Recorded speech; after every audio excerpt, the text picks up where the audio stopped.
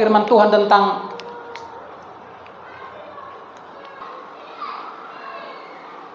setelah bertumbuh, maka proses selanjutnya adalah berbuah, saudara-saudara, ya. Berbuah di dalam Tuhan. Minggu yang lalu bertumbuh di dalam Tuhan, ya. Jadi hari ini berbuah di dalam Tuhan. Kita lihat firman Tuhan dari kitab Injil Matius pasal 21 ayat 18 sampai 20. Kita baca ayat ini bersama-sama. 1, 2, 3. Pada pagi-pagi hari dalam perjalanannya kembali ke kota, Yesus merasa lapar. Dekat jalan ia melihat pohon ara lalu pergi ke situ. Tetapi ia tidak mendapat apa-apa pada pohon itu selain daun-daun saja. Katanya kepada pohon itu, engkau tidak akan berbuah lagi selama-lamanya. Dan seketika itu juga keringlah pohon ara itu.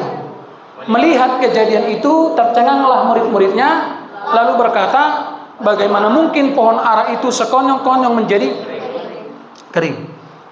Ini kisah nyata. Ada maksud Yesus di balik cerita ini, saudara. Pada satu kali dia sedang berjalan dan dia menginginkan buah dari pohon ara. Tapi fakta yang dia temukan adalah pohon ara itu tidak menghasilkan apa-apa selain daun-daun saja. Akhirnya pohon ara ini sudah dikutuk. Dari sini kita bisa mengambil satu kesimpulan bahwa dalam perspektif Injil kasih karunia, saudara-saudara, ya, orang yang sudah diselamatkan oleh Tuhan itu pasti menjalani satu proses, ya, dari tahap 1 kepada tahap 2 dan tahap selanjutnya. Mulai dari dia menerima keselamatan, maka keselamatan itu tentunya mengerjakan buah-buah pada orang itu, ya, gitu ya. Jadi orang-orang yang sudah diselamatkan oleh Tuhan dan kemudian dia berjalan dalam keselamatan itu, maka dengarkan saudara-saudara, keselamatan itu pasti akan mengerjakan buah-buah keselamatan. Mulai dari proses dia tertanam, gitu ya. Ini tahap yang paling pertama. Tertanam itu berakar, saudara-saudara, ya. Dan setelah dia tertanam berakar ke bawah, maka pelan-pelan dia mulai muncul ke atas, gitu ya. Dia mulai bertumbuh, dan selanjutnya dia akan berbuah.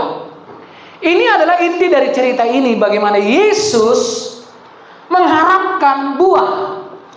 Bahkan di sini ada penegasan. Pohon yang tidak berbuah, ya, dia kutuk pohon itu, ya. Saudara-saudara, Tuhan juga hari ini menanti buah dari kita. Jadi kalau sudah waktunya kita berbuah, tapi ternyata tidak menghasilkan buah, ini bahaya ini. Jadi nggak ada pilihan yang lain selain kita terus bertumbuh dan bertumbuh sampai kita berbuah. Coba perhatikan tadi, saudara, seketika itu juga pohon ara itu, dia menggunakan kata sekonyong-konyong, tiba-tiba dia menjadi kering. Yang tadinya mungkin rimbun, tapi karena tidak ditemukan buah itu, saudara, maka dikutuk. Ini agak sedikit kejam ini kedengarannya. Kalau tidak berbuah, dikutuk, saudara-saudara, ya. Kita perhatikan, saudara. Tak ada berbuah tanpa bertumbuh. Ingat ya, firman Tuhan minggu yang lalu, pertumbuhan itu terjadi melalui 2 hal. Jadi jangan berharap, saya ulangi kembali, jangan berharap imanmu bertumbuh kalau tidak mengalami 2 hal ini. Yang pertama adalah penderitaan. Jadi penderitaan itulah yang memproses kita untuk bertumbuh. Kalau kita lihat biji yang ditanam, Alkitab mengatakan benih itu harus mengalami apa namanya? Kematian, gitu ya. Saya pernah lihat kacang disamai, ditanam, maka dia harus mati dulu sampai dia melepaskan kulitnya, itu eksonya, gitu ya, cangkangnya mati. Kematian inilah yang melahirkan hidup yang baru, ya. Sekali lagi, kematian inilah yang melahirkan hidup yang baru. Jadi kenapa banyak orang Kristen tidak mengalami hidup yang baru? Karena dia tidak mau mati. Ya, ingat saudara-saudara, proses yang pertama kalau saudara ingin bertumbuh adalah menderita. Itu kan proses kematian. Betul nggak kira-kira? Jadi banyak orang Kristen memilih-milih penderitaan. Wih, ini penderitaan kayaknya masih enak ini. Dia mau. Tapi begitu tantangannya berat, besar, dia mulai menghindar. Akibatnya dia stagnan. Ya, dia tidak mengalami pertumbuhan. Ya, dan inilah yang berpotensi akan mengalami masalah nanti seperti ini, pohon ara dikutuk. Nanti kata dikutuk ini kita akan pelajari lebih dalam. Ya, yang kedua, jadi saudara maulah menderita. Amin. Bilang dulu kiri kananmu, maulah menderita untuk Tuhan. Haleluya. Ya, ingat apa itu penderitaan? Proses kematian. Ya, proses kematian. Ya. Ini keren saudara, karena proses kematian inilah yang menghindarkan kita dari masalah. Ya, karena hanya orang matilah yang nggak pernah menghadapi masalah. Itu kan filosofi. Makanya firman Tuhan mengatakan kita harus, dan memang kita sudah mati. Kan Paulus mengatakan bagaimana mungkin kita bisa melakukan dosa lagi, kan begitu kira-kira ya? Bukankah kamu sudah mati? Ya kan? Orang mati tidak melakukan dosa lagi. Itu sebabnya saudara-saudara, proses penderitaan yang kita alami adalah mengalami kematian terhadap banyak hal. Ini kan setiap hari. Ini lagi-lagi lagunya Pak Erastus kan. Matikanlah aku Tuhan, matikan ku setiap hari. Kan itu tadi ya. Seperti tadi yang bilang Mas Joseph, ini aku susah melaksanakannya, ini kan yang susah katanya gitu ya. Tapi kadang-kadang kalau nggak dilaksanakan jauh lebih susah. Makanya selalu saya menggunakan filosofi logika terbalik. Saudara, begini ya. 100% penderitaan kita hari ini dalam tanda petik itu kan lahir dari logika kita yang nggak dibalikkan gitu. Contoh, nggak mau aku. Nanti kalau aku begini nanti jadi begini. Logikanya kan seolah-olah kalau dia melakukan yang benar, selalu logikanya dia akan menderita, kan begitu. Logikanya harus dibalik. Justru kalau dia tidak melakukan yang benar, penderitaannya itu jauh lebih besar. Contoh, mengampuni itu menderita nggak? Kalau nggak mengampuni, jauh nggak lebih menderita? Itu kan meracuni tubuh. Meracuni tubuh. Itu sebabnya tadi saya bilang, satu-satunya cara melawan takdir dalam tanda petik itu hanya dengan berpikir terbalik, saudara. Berpikir terbalik. Logikanya harus dibalikkan. Supaya itu satu-satunya cara kita untuk menghindarkan kita dari neraka kehidupan. Haleluya. Nggak tahu saudara nyambung nggak ini? Hah? Nggak usah, nggak nyambung pun langsung lah ya. Bilang lagi kiri kanan, harus rela menderita, bilang. Harus dengan sukarela loh. Kalau enggak, inilah aku lihat mukamu ini, bilang memang orang menderita, lebih menderita karena enggak rela. Haleluya. Puji Tuhan. Ingat tadi pertumbuhan melalui dua hal. Yang pertama yang kedua karena firman Tuhan. Amin. Saudara harus rajin dengar firman Tuhan, baca firman Tuhan. Haleluya. Karena firman Tuhan itu menjadi santapan roh kita gitu. Firman Tuhan itu menyinggung kita, menyenggol kita, menyentuh kita. Seperti kata lagu itu kan, Bapa senggol hatiku, kan kira begitu ya. Artinya singgung dong, kan gitu kan. Itu makanya saya bilang gitu loh, orang yang tak tersinggung ini juga menjadi tanda tanya. Ini bisa jadi hatinya memang sudah membatu sampai nggak pernah tersinggung. Saudara-saudara, jadi makanya saya menggunakan kata tersinggung itu baik. Tergantung bagaimana SDM seseorang gitu. SDM yang baik itu pasti memperlihatkan hal-hal yang baik, merespon dengan cara yang baik, saudara-saudara. Jadi dengar ini saudara, saudara tidak akan mungkin bisa berbuah tanpa bertumbuh, gitu ya. Dan pertumbuhan itu hanya melalui dua hal. Sekali lagi, yang pertama adalah amin. Yang kedua adalah, makanya kan dalam konsep berumah tangga kan begitu, harus rela menderita. Makanya selalu menggunakan rumus berumah tangga itu adalah bunuh diri. Membunuh pasangan dua-duanya monding. Membunuh diri dua-duanya selamat. Apa artinya bunuh diri? Bunuh ego, jangan menggantung diri, saudara. Bunuh egonya. Amin. Haleluya.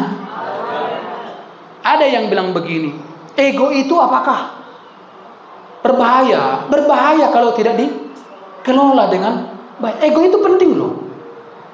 Ya, ego itulah yang membuat branding diri. Harga diri itu kan penting. Tapi kalau harga diri dibangun dengan ego yang salah, itu yang rugi. Dan kebanyakan manusia membangun harga dirinya dengan ego yang salah. Ego itu enggak selalu salah. Perlu di-manage dengan baik. Amin. Haleluya. Tadi saya buat di grup itu ya tentang kebenaran. Bahwa kebenaran itu enggak memerlukan persetujuan orang. Gitu ya. Tadi dibaca? Enggak. Kalau udah panjang-panjang enggak dibaca. Kebanyakan kita bermasalah karena jarang juga membaca. Ya. Orang yang suka membaca, perhatikan, dia lebih pintar menghadapi masalah. Halo. Dan membaca juga melatih apa? Otak kita supaya jangan gampang pikir. Ini opung-opung.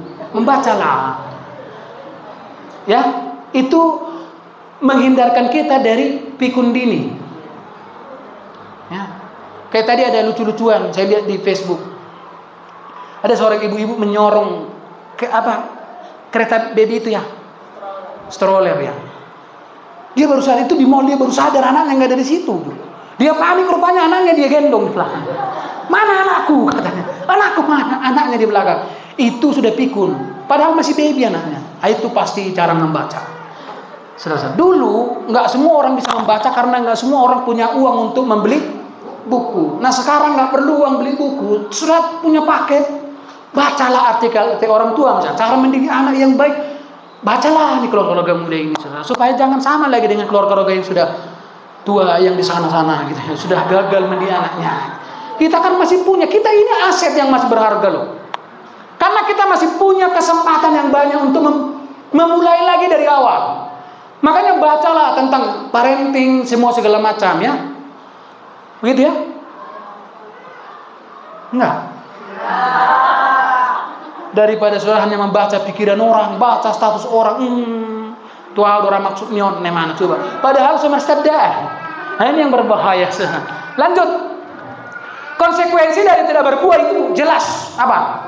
Dikutuk, dipotong. Ini diulangi lagi di sini, saudara lihat. Yohanes 15 ayat 2. Setiap ranting padaku yang tidak berbuah, dipotongnya, dan setiap ranting yang berbuah dibersihkannya supaya lebih banyak berbuah. Nah, ini yang seringkali banyak jemaat salah paham.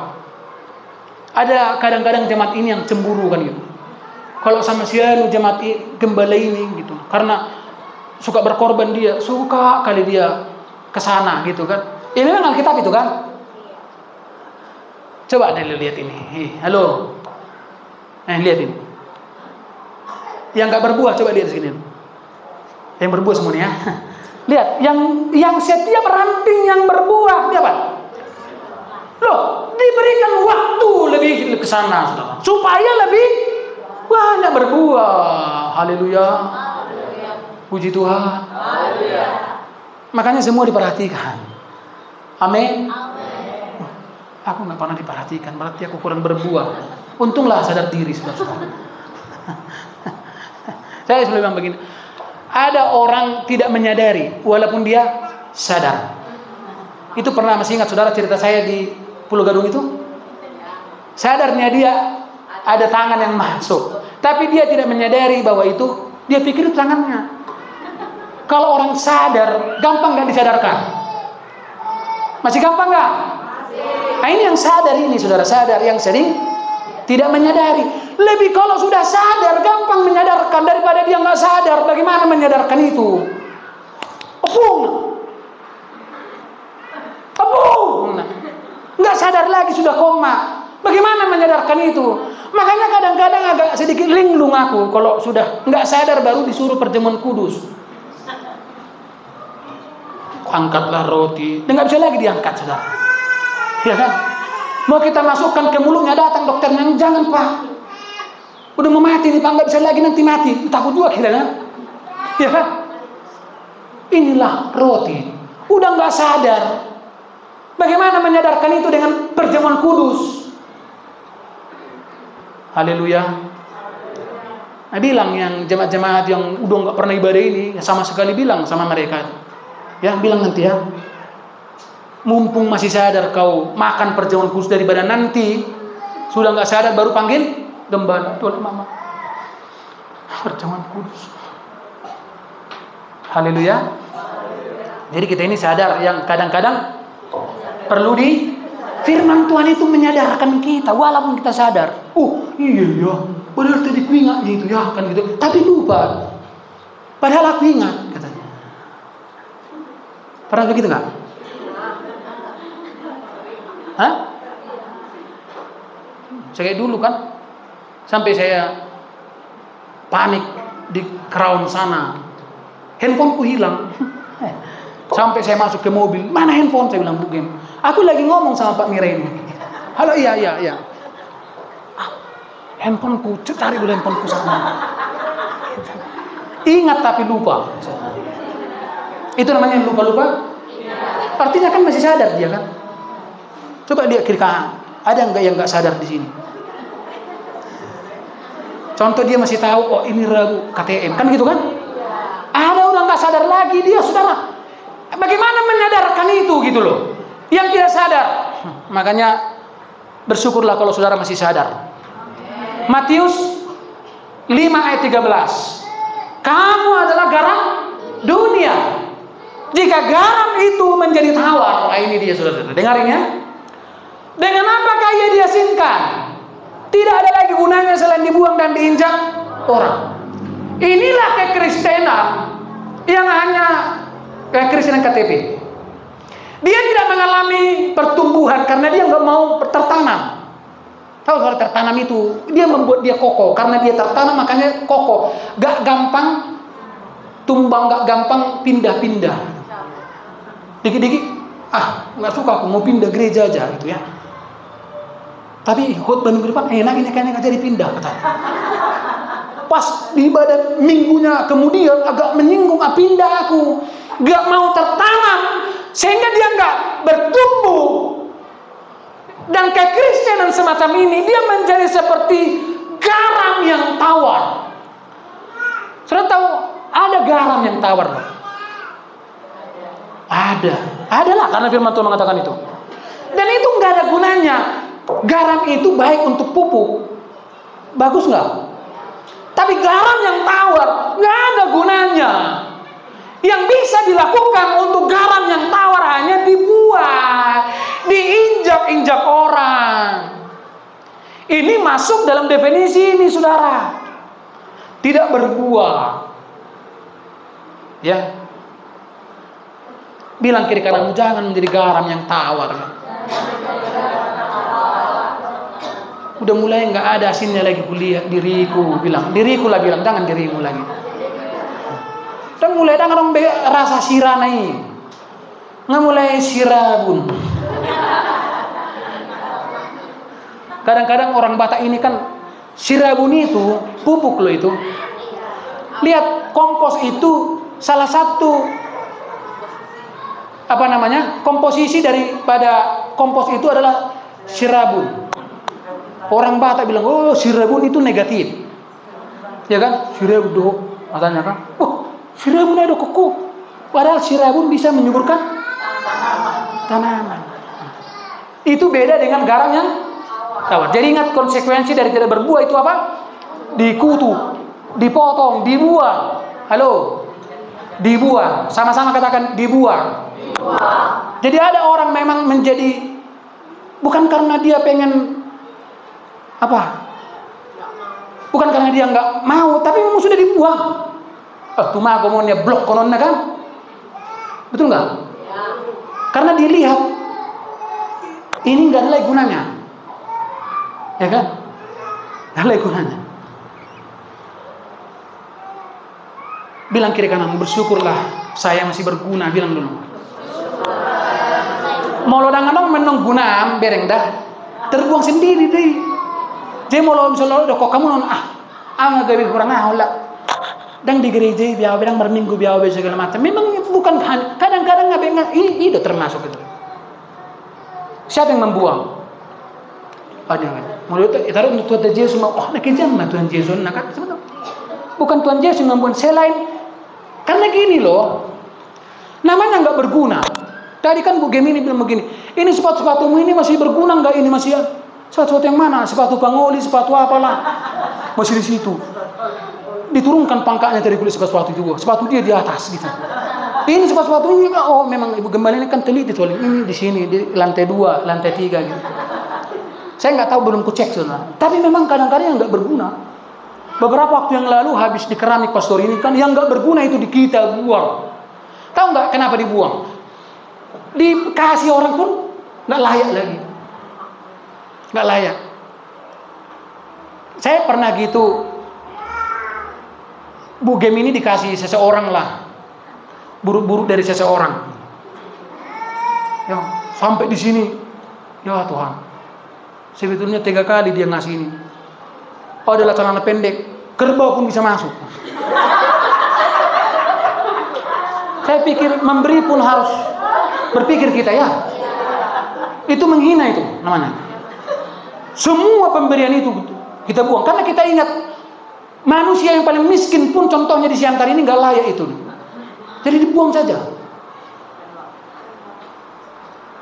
Saya kalau jalan pagi kan melewati beberapa tong-tong sampah gitu ya. Nanti sudah diangkut. Ini keren juga nih para dinas lingkungan kota ini, kebersihan ini kadang-kadang bagus mereka. Jadi barang-barang yang masih berguna berupa plastik itu mereka tinggalkan di situ. Nggak mereka angkut loh. Hebat ya.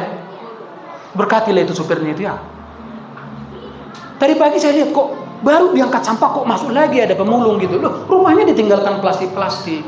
Itu aja masih berguna. Walaupun berbau. Tetapi banyak sampah-sampah yang sudah nggak berguna lagi. Dibuang. Bilang dulu kiri kananmu, jangan sampai kau terbuang, bilang. Makanya semangat kau beribadah, bilang lo. Semangat kau dengar firman. Penderitaan itu proses bertumbuh, bilang dulu. Kalau kau tersinggung itu artinya kau sehat, bilang dulu, bilang. Amin.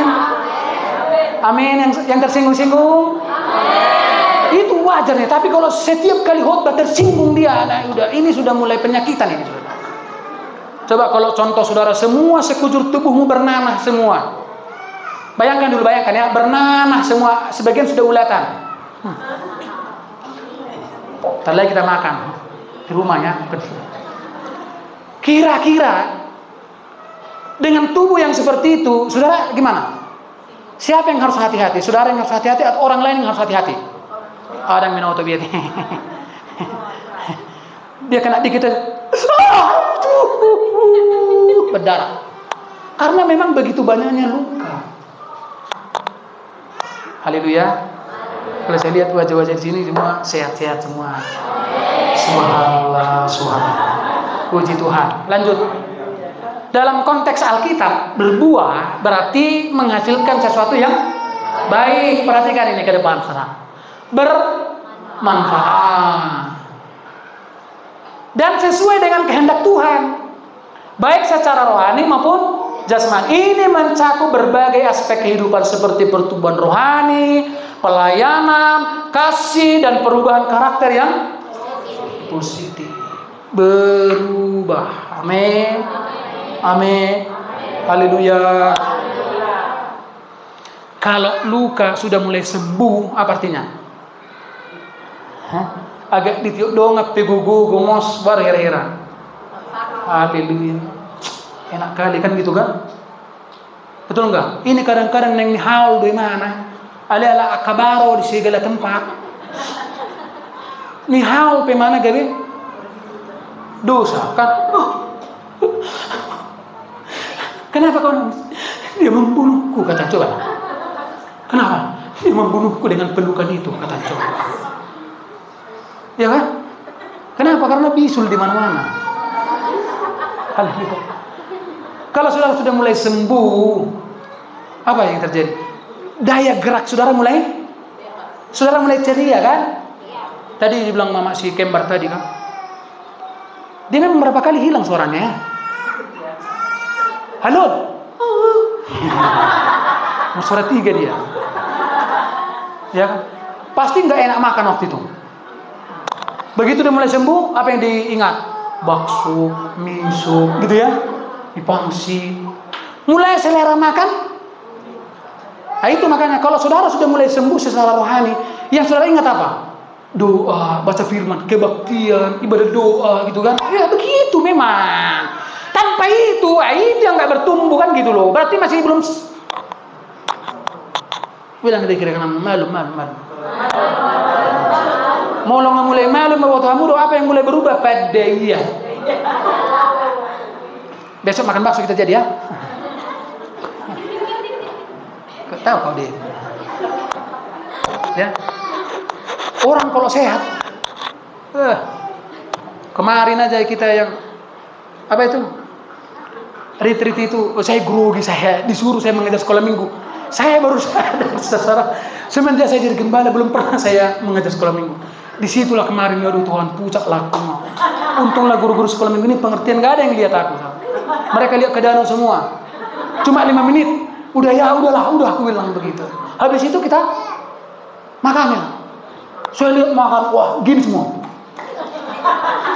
Nampaknya orang sehat dari cara makannya, coba.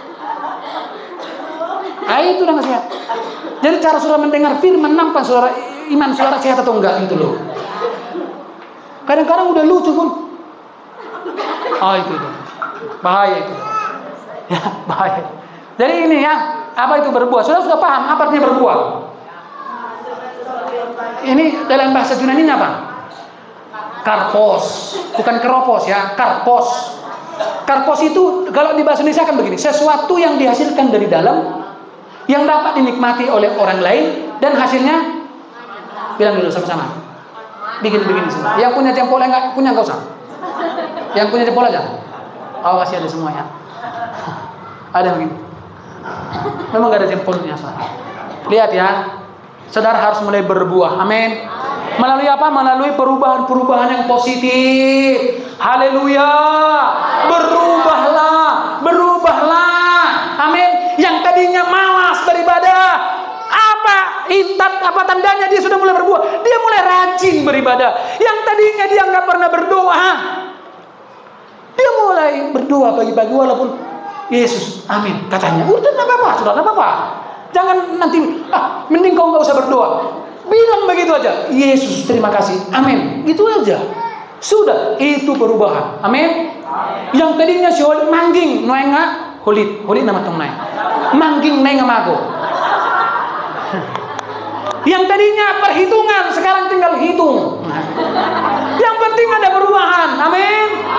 Jangan selamanya holit mangging, dari holit mangging ke holit, sian holit, mulai berubah dia. Haleluya. Itu artinya terjadi berbuah. Amin. Artinya apa? Dia merespon firman dengan rendah hati, egonya dikelola dengan baik. Begitu dia dengar firman yang menyinggung tentang contoh, di sini memang nggak ada lagi yang pelit. Kadang-kadang aja, saudara. Amin. Ada lagi pelit di sini.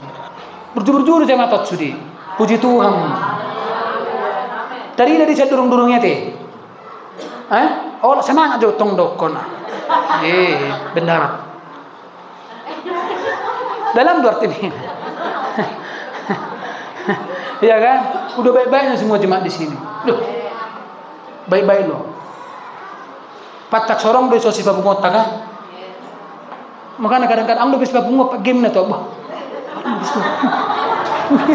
Ngiri deh jemaat game semua terus pada wah. Memang bukan kaleng-kaleng, tapi ada udah cepata nasing duduk, nasing mah jodoh kon kerja nasing. Holandok sebab bunga merungut jemaat catau nggak? Hira borong-borong, betul borong-borong. Songorongi ini pinggol. Mulai sot do ngarong. Songoni. Dalam namanya Yesus nggak ada di sini begitu. Jujurlah nggak ada di sini, saudara. Haleluya. Ya. Nanti hari Pentakosta kita makan. Bawa untuk masing-masing pun jadilah. Penting makan kita, saudara. Amin. Bagaimana caranya berbuah? Lihat ini, saudara. Bagaimana caranya berbuah? Jadi betul, bagaimana caranya bertumbuh? Dua hal itu kan. Pertama, jadi penderitaan-penderitaanmu di dalam Tuhan itu sudah mulai menghasilkan apa? Amin. Haleluya. Coba bayangkan yang tadinya nggak pernah injak gereja, sekarang nggak pernah absen. Jelas buahnya. Amin. Ya kan? Ya kan? Sepanjang tahun 2024 pernah absen sekali pun. Pernah absen ya? Pak Buas karena mau menderam juga karena kenapa kali kalau dia nggak di sini ya? Langsung hening.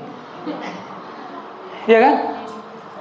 Beda itu yang kalau yang kerja, nak kolektor naruh Pak Jiwa, yang kan yang kerja itu juga melayani Tuhannya itu yang bekerja itu Pak dia.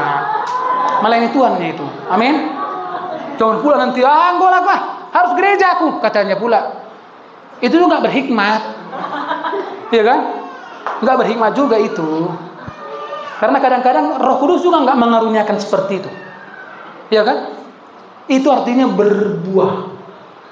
Yang kedua tadi bertumbuh bagaimana caranya? Firman Tuhan. Jadi cara berbuah ini bagaimana? Lihat ini. Firman Tuhan Yohanes 15 ayat 3 sampai 4. Kamu memang sudah bersih karena firman Allah telah kukatakan kepadamu. Jadi firman Tuhan itu membersihkan kita. Amin. Amin. Kan contoh, siapa yang bisa menjamin kita nggak kotor? Nggak ada yang bisa. Tapi firman Tuhan itu membersihkan itu. Dia sudah semacam seperti penawar racun gitu loh. Firman Tuhan itu membersihkan kita. Nggak lucu pun ketawa. Tadi lucu nggak ketawa kau? Hah? Ya, firman Tuhan kamu memang sudah bersih karena firman yang telah kukatakan kepadamu.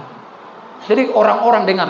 Kalau saudara sering dengar firman, baca firman, pikiranmu jadi bersih.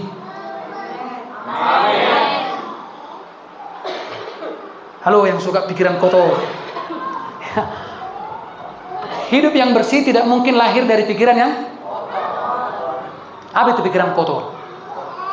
Hah? Pokoknya kotor gitu loh. Apapun selalu negatif dia gitu. Mekel dongan. Saya pengen cok. Mana sih? Asing lo rekel nyon. Mekel dongan, tangis dongan apa lagi? Sih kepada dongan nanti. Mekel salah, tangis salah, itu pikiran kotor. Firman Tuhan itu membersihkan. Amin. Karena memang medan peperangan kita ini 100% di sini ya. 90% masalah itu lahir dari mana? Yang paling ironisnya begini, 90% yang kita takuti itu nggak terjadi. Betul nggak? Bahkan kalaupun terjadi, nggak semenakutkan itu. Contoh, ibu-ibu yang mau melahirkan kan, udah mulai sakit, udah mulai, ternyata begitu melahirkan kan nggak separah yang diduga ya. Betul nggak? Betul nggak? Berpikir begini. Betul nggak? Karena dugaan ini, itu makanya ulang, pikiran yang belum terbukti namanya fiktif. Tahu fiktif itu artinya apa? Yang nggak ada lah itulah fiktif. Diadakan, walaupun nggak, itu namanya proyek fiktif. Di negara ini ada itu berapa? Proyek fiktif.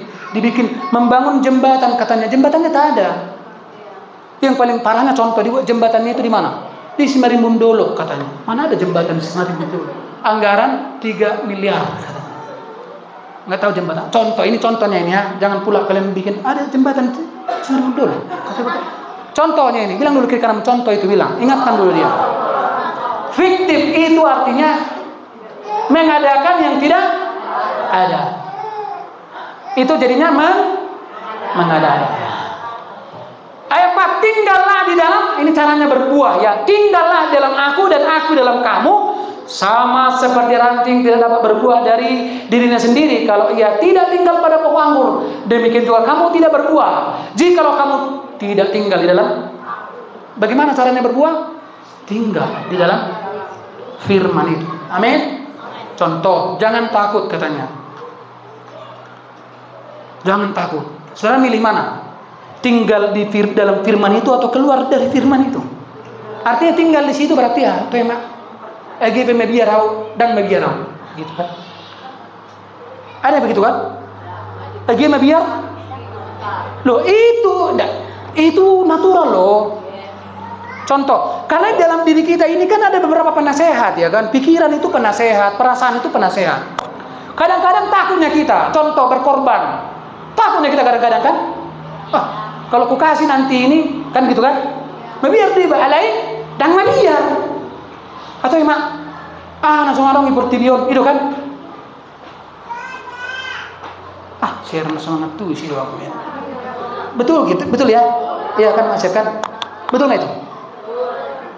Yang berkorban lah contohnya. Adanya perasaan takut. Tapi kita memilih tinggal di dalam firman itu.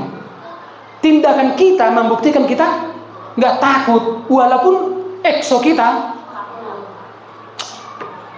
Haleluya. Puji Tuhan. Haleluya. Puji Tuhan.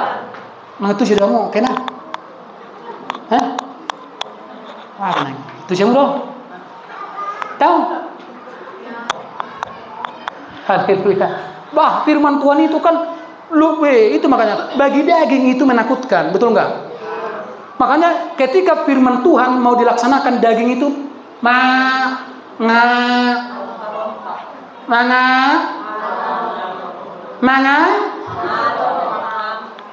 jelas coba kamu jawab. Lo daging ini. Tetapi kita memutuskan untuk tinggal di dalam, maka kita berbuah. Itulah buah itu. Tuhan lihat, Bapak lihat, Yesus lihat dari sorga. Waduh, anak kon. Alani hatak kibereng mah. Marjai mana? Dibuli mana? Apa katanya? Persekusi. Tuhan itu menonton kita di situ. Dan itu buah yang paling manis bagi Dia. Amin. Karena firman Tuhan engkau mulai mau menderita. Makanya genaplah kata lagu itu, meskipun saya susah. Tinggi kali ya.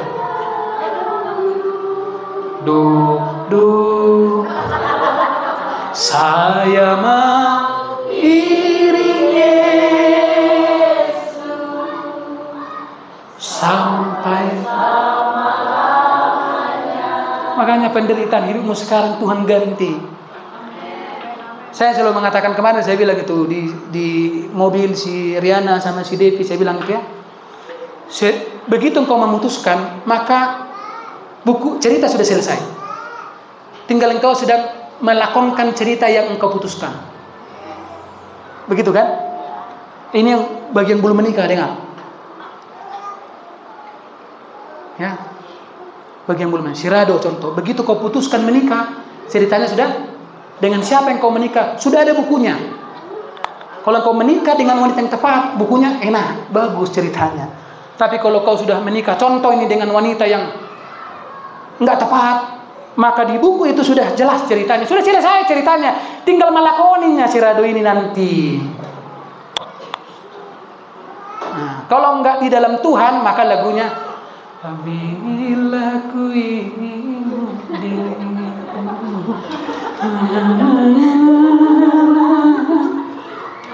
dulu pulangkan saja, itu dia non-stop dia. aku pada ibumu, katanya. Ini bukan lagi karena nggak lagi ibunya, ya kan? Kau hancurkan aku dengan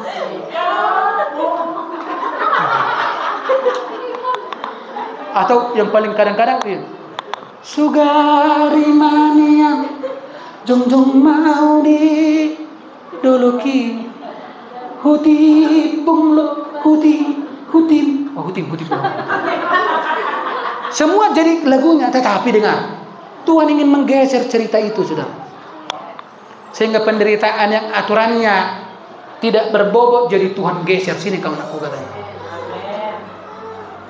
dibuatlah jadi cerita yang indah. Amin. Itu yang tadi saya bilang, itu logika terbalik. Seperti drama-drama Cina itu kan. Drama Cina itu kan ada begitu, dilahirkan kembali. Siapa yang pernah nonton? Saya kadang nonton juga. Dilahirkan kembali katanya. Sebelum dilahirkan kembali kan jengkel kali kita lihat ceritanya. Tapi gini kayak, wah kurang ajar ini memang silo. Tapi tiba-tiba dia ditabrak, mati dia kan. Dia hidup kembali, dilahirkan kembali. Sehingga dia mengubah ceritanya kan. Maka ubah cerita hidupmu. Dari penderitaan menuju kemuliaan. Amin. Amin. Yang sudah bertumbuh maka berbuahlah. Apa itu berbuah? Begitu engkau memutuskan tinggal dalam Tuhan, itulah buah itu. Haleluya. Memulai rodan. Wah, sonda berbebel udah nih. Beta mehita. Anu meraih tak pula buah. Sampai di gereja bahasa semua kan. Wah, Tuhan kan nonton dari atas. Anakku inilah pendel kadi. Udah tahu hujan datang dia mah alani gua ini. Itulah buah. Amin. Matius 13:23, yang ditaburkan di tanah yang baik ialah orang yang mendengar firman itu dan karena itu ia berbuah. Ada yang 100. Jadi apa itu berbuah? Bagaimana caranya? Dengar firman dan atusi. Bilang dulu kiri kanamnya tusi hodo ni mujo. Mulanya tusi hodo merperpue ho ni mujo. Makanya kasih telinga yang terbaik. Amin. Konsentrasi yang terbaik. Amin. Handphonenya dinonaktifkan. Amin. Ini dengar firman pun ketawa-ketawa dia. Nantilah habis ibadah ya, katanya. Belum kuhitung, katanya. Oh dulu yang masketer lagi, pas dengar firman masketer. Bengi, katanya itu. Dengar firman masketer. Ada yang aktif lagi handphone? Matikan handphonenya. Kalau enggak kita yang mati, saudara. Pilih mana? Handphone dimatikan atau kita yang mati? Handphone aja dinonaktifkan maksudnya. Kan kita mau butuh baca firman kan. Ini mah dia lihat foto dia. Jelek kali aku di sini. Memang jeleknya terus. Kapan cantik? Berbuah adalah lihat ini. Baca 1 2 3.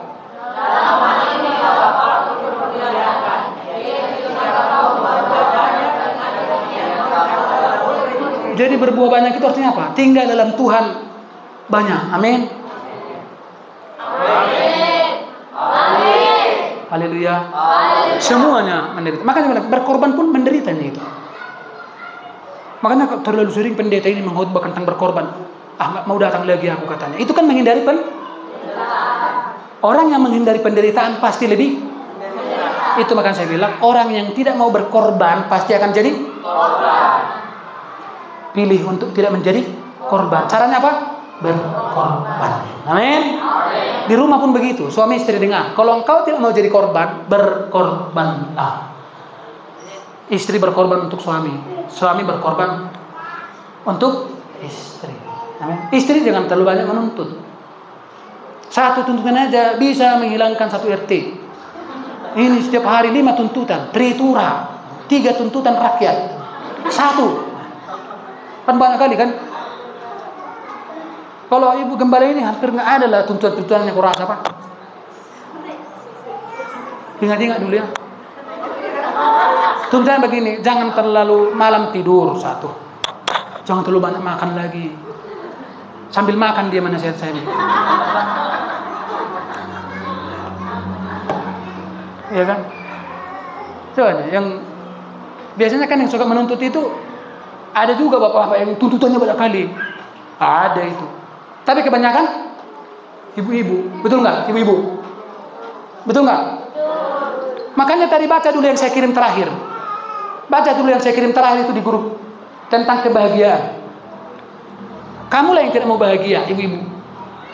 Karena kamu menjadikan syarat bahagia itu terlalu tinggi sampai malaikat pun nggak mampu menjangkaunya. Kalau syaratmu itu malaikat pun aku nggak akan bahagia dengan syarat sekawan. Bahagia itu syaratnya satu, apa itu? Nggak ada tuntutan. Bah, abe, nak orang memang doa nabi. Karena jaksa penuntut umum sini mah. Kembali ini padahal tadi udah kusiapkan 5 katanya. Ya kan? Yang dulu kiri kanan hodul. Kalau kamu mau bahagia, syaratnya satu bilang. Jangan ada tuntutan. Betul nggak? Tahibah. Oh, nama terakhir. Apa yang saudara lihat di sini? Tunggu dulu. Ini rambutan.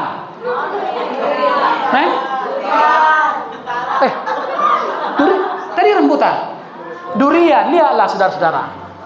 Lihat ini. Banyak buahnya. Kalau kira-kira durianmu begini gimana kira-kira? Pasti susah. Susah lah karena udah mulai banyak datang kawan-kawan kan? Ya kan? Mulai datang kawan. Saya suka di WA ada salah satu pendeta yang sudah sukses lah itu. Pak pendeta, kenal ini katanya. Siapa ini? Oh, kenal. Kenapa rupanya? Terus dia minta pelayanan gitu kan. Terus beberapa minggu kemudian, Pak pendeta, kenal si anu. Kenapa rupanya? Enggak kenal enggak? Iya. Kenal. Kenapa rupanya? Aduh, tiap hari nelpon minta pelayanan. Sampai saya bilang begini, itulah salah satu resikonya memang kalau sudah diberkati. Jadi susah ya. Kalau durian Pak Mani begini gimana kira-kira? Oh, Pak Mani nggak mau lagi tidur di rumah ini.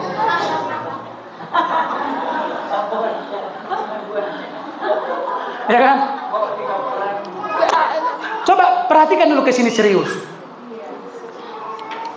Ternyata buah yang tidak dibarengi dengan pertumbuhan itu bahaya. Makanya ini keren ini saudara. Dikatakan semua ini perlu penyangga penopang. Makanya firman Tuhan itu ditopang kita supaya bisa berbuah. Itu tukoli kita ke. Molodang suak. Tahu suak? Kasih tahu dulu arti suak itu apa? Patah. Makanya ditukul. Amin. Ditukul ya saudara, tukul. Udah? Ini saya foto itu. Sebetulnya ini durian kami. Belum saya kasih tahu di mana ini. Senang kali aku. Ini kan tali-tali rapia ini saya ikat ini saudara. Ikat. Ada sekitar 70 batang ini. 70 batang. Ya.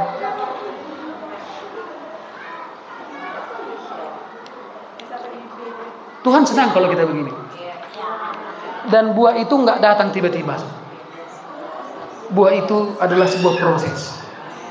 Amin. Jadilah begini. Amin. Saya punya teman pengusaha durian. Aduh, kadang-kadang satu durian montong itu satu biji dijual bisa sampai 750.000 loh. Jadi kalau udah live dia aku yang berhitung, ku ambil handphone. Diturunkan kadang 7. Ada yang 5,5 kilo, ada yang 4, sekian kali sekian. Gitu, enak kali kawannya gitu kan. Tapi waktu menanam itu kan proses itu kan. Ya kan? Proses itu. Enggak mudah, memupuk dan lain sebagainya. Puji Tuhan. Bagaimana tadi caranya berbuah saudara? Enggak bertumbuh itu.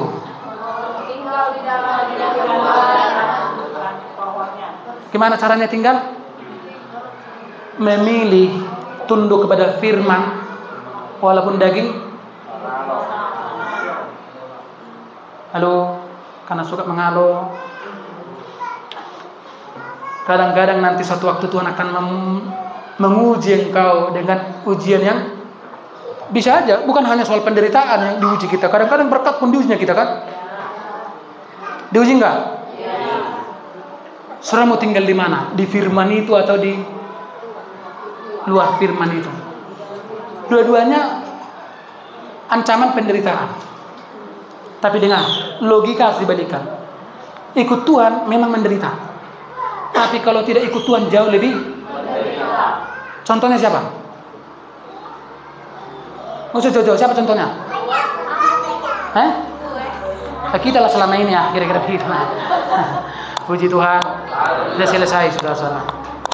Sudah?